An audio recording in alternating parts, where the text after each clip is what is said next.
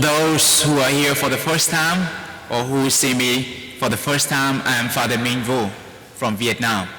So by my accent, you can guess that I am not from here. And I'm willing to challenge your ears today. And here is a story that I heard in Vietnam many years ago. It is about an agent, A-G-E-N-T, not Asian, but agent, whom the king sent to a vassal state to collect annual taxes. When the agent arrived at the place, he witnessed a severe famine was going on, and many people have died of hunger. So, moved with compassion, the agent ignored the king's order and did the opposite. He told people that the king has learned about the famine and therefore sent him to announce a tax-free year, a year without paying tax, and to provide them relief. The agent then took out of his own money to buy people food supplements. And you can guess how thankful they were. The people were so thankful and they glorified the king. The agent stayed there with them till the famine came to an end, then returned to the king.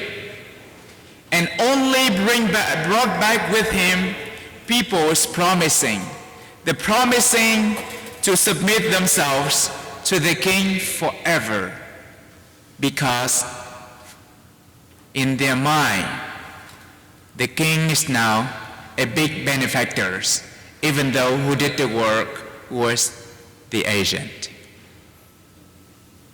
I don't know if it is a true story or not, but if we put that story in contact with the parable that we heard in today's gospel, the two men, the agent and the steward, can teach us a lesson of how we should be and how we have been.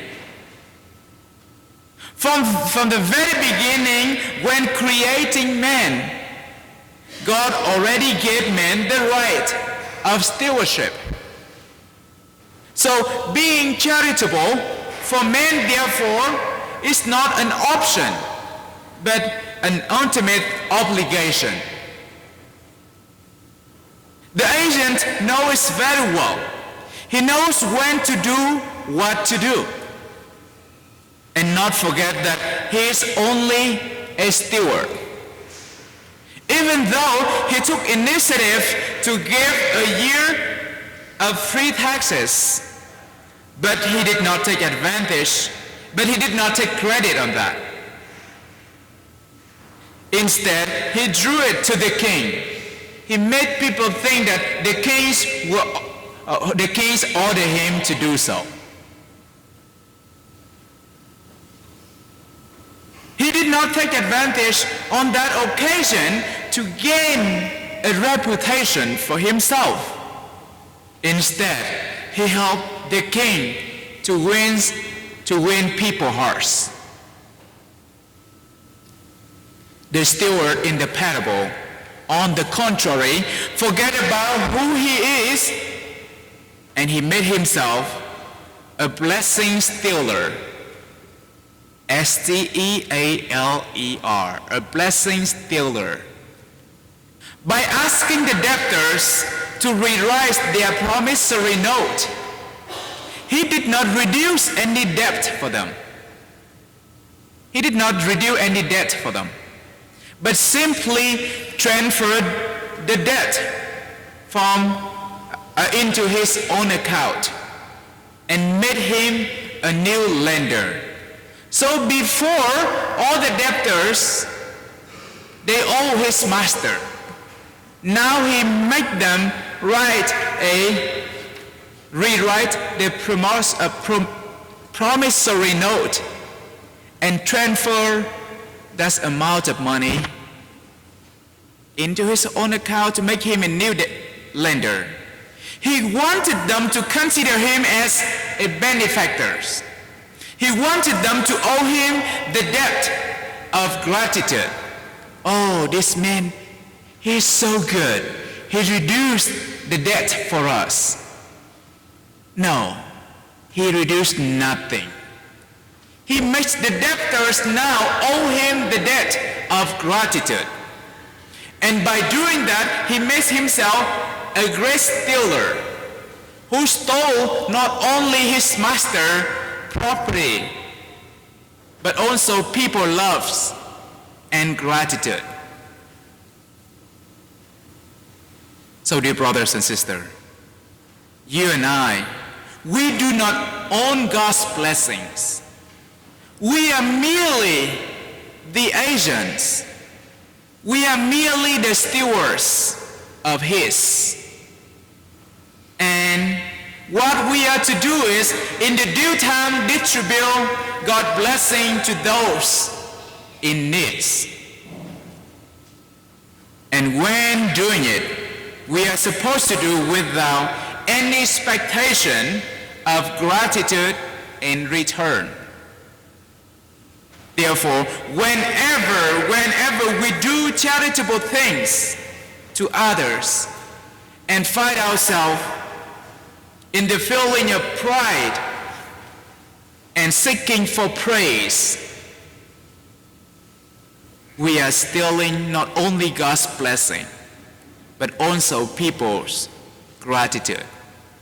So whenever we do a good thing for others, but we find ourselves in the feeling of, waiting for something in return, waiting for them to praise, well, Father Minh, he's so good, he's so nice, he's so generous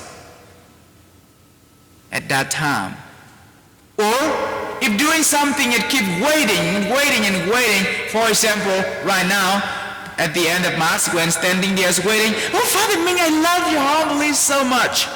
If I'm waiting for that, it means I'm stealing God's blessing. Because obviously this homily is not the work of mine. The work of the Holy Spirit. I'm just the speaker. So whenever we do good things for others, and finding ourselves in the feeling of pride and in seeking for praise, we are stealing not only God's blessing, but also people's gratitude. We are not helping people, but making them in debt. So, it is good for us today to remind ourselves again, being charitable is not an option, but an ultimate obligation.